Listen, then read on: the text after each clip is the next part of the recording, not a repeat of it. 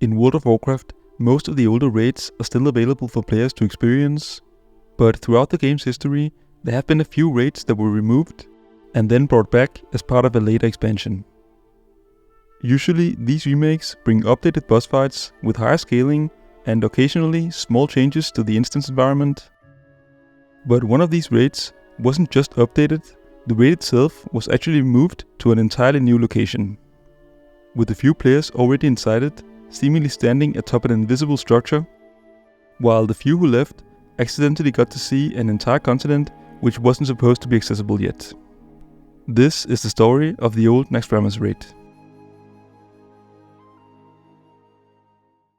The original 40-player version of Naxxramas was introduced during the end of vanilla in patch 1.11, where it could be found floating above the eastern Plagueland zone and accessed through a portal on the ground below the Necropolis. The raid was divided into two sections, where the first consisted of 4 unnamed quarters, which players came to know as the Spider Wing, Plague Wing, Abomination Ring, and Death Knight Ring. After defeating the final boss of each of the wings, the group would unlock the ability to teleport into the final part of the raid, where they would find the two bosses, the dragon Sapphiron and Kel'Thuzad, who was the final boss of World of Warcraft at this time. The raid was known for its difficulty, both in terms of mechanics that were complex for the time, as well as higher scaling compared to earlier raids. This, combined with the extremely resource-intensive attunement process, which every member of the raid was required to complete before they could use the portal on the ground, meant that only an estimated 1% of the player base managed to defeat one or more bosses within the raid, with even fewer making it through all 15. Interestingly, the raid wasn't always meant to have a hard requirement for an attunement. Instead, the raid was originally supposed to be accessible to anyone through a portal at the end of the Stratholme dungeon, where those who had completed the attunement could use the portal underneath the raid itself as a shortcut. Much like how the two earlier raids of Molten Core and Blackwing Lair used to work. In the end, the portal in Stratholme was never made available, likely because the developers realized that almost every player chose the attunement over having to run through an entire dungeon every time they wanted to enter the raid. Shortly after the raid's release in mid-2006, rumors about the raid and what could be found inside started to appear.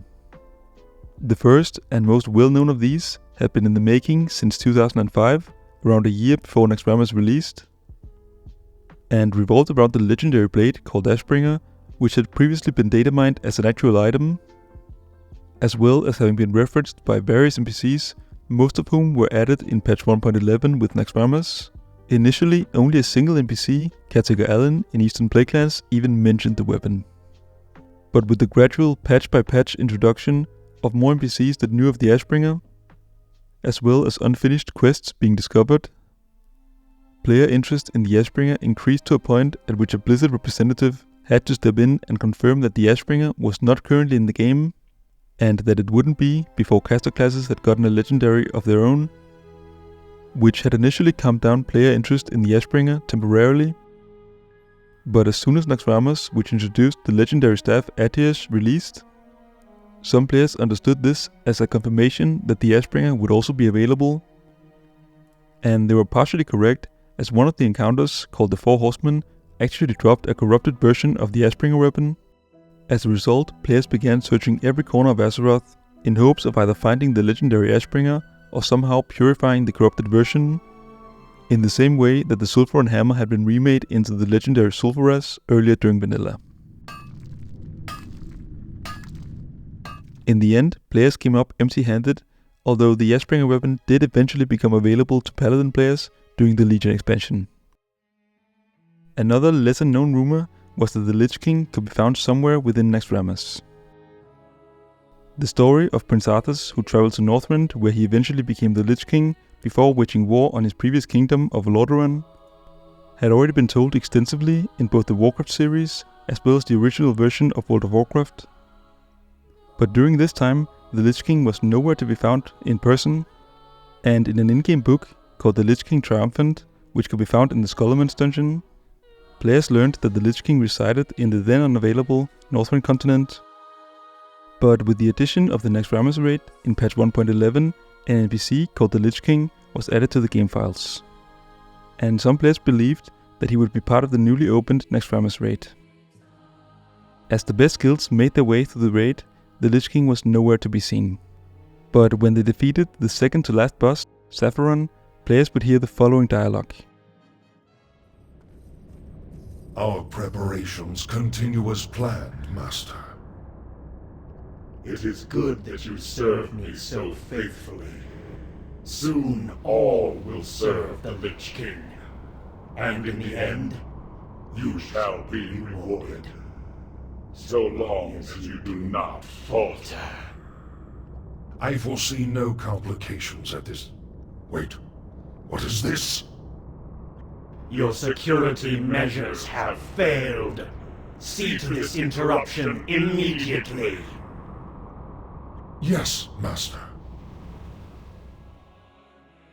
This dialogue between Kel'Thuzad and his master, the Lich King, is most likely the reason that the Lich King NPC existed in the original Necropolis raid, as the displayed text had to be tied to an actual NPC within the game. Interestingly, Kel'Thuzad's chamber was actually surrounded by portals to the Northern continent where the Lich King was said to reside.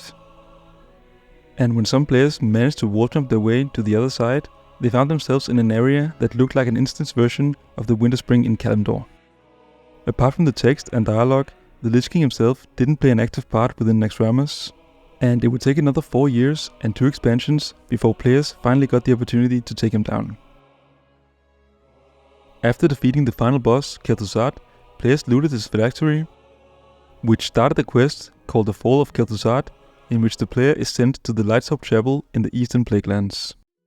Strangely, the questline hinted that the player would be wise to destroy the item instead of turning it in, and when players eventually turned it in to an Argent Dawn member, they noted that he seemed suspiciously interested in getting his hands on the phylactery, which led some players to believe that he was a traitor and that he might use it to bring Kel'Thuzad back in the future.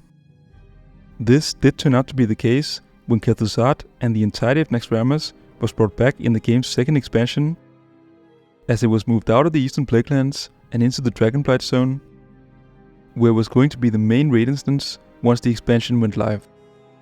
While the updated bosses and their loot tables were overall similar to the original version, there were a few items that were unique to the old Necropolis and became unobtainable with the expansion's pre-patch, which has made them an increasingly rare sight to come by over the years.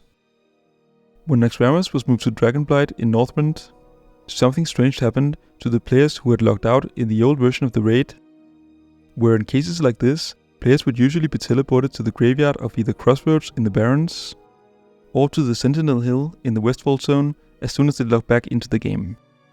But this time they instead found themselves in the bottom of the newly updated Necropolis raid, where they would quickly get a 1-minute timer to leave the instance. As soon as they jumped down from underneath the Necropolis, they would land in what appeared to be the Eastern Plaguelands. And it's generally believed that an invisible version of Necropolis was still present in the Eastern Plaguelands zone throughout the duration of the Wrath expansion. Another possibility is that players simply mistook the instance part of Necropolis, which still used its original environment for the actual open world Eastern Plaguelands zone. Interestingly, it was also possible to exit through one of the raid's portals, which, due to it now being located in Dragonblight, actually allowed players to jump down and enter the continent of Northrend almost a full month before anyone else. When players tried to replicate this in the 2022 classic version of the expansion, they were quickly flagged and teleported out by the No Man's Land debuff, which is mainly known as the debuff that teleports players out of closed areas such as the old version of Mount Hyjal. After the end of the Wrath expansion, Necropolis went unchanged for more than a decade, but during the Dragonflight expansion, a skeletal horse called Valiance became available to players who completed a series of achievements involving Necropolis. What most players don't know is that another mount, called the Skeletal Steed, was actually supposed to drop within the original Necropolis. The mount had an identical look to that of Baron Rivendar's Death Charger from the Stratholme dungeon, which suggests that work on the mount was cancelled early in the raid's development. And as a result, the reins of the Skeletal Steed weren't part of the loot table for either of the two versions. In the end, the Skeletal Steed was introduced as a time-limited mount during the Season of Mastery, and there is a possibility that we will get to see it again, when Season of Discovery progresses to Naxxramas.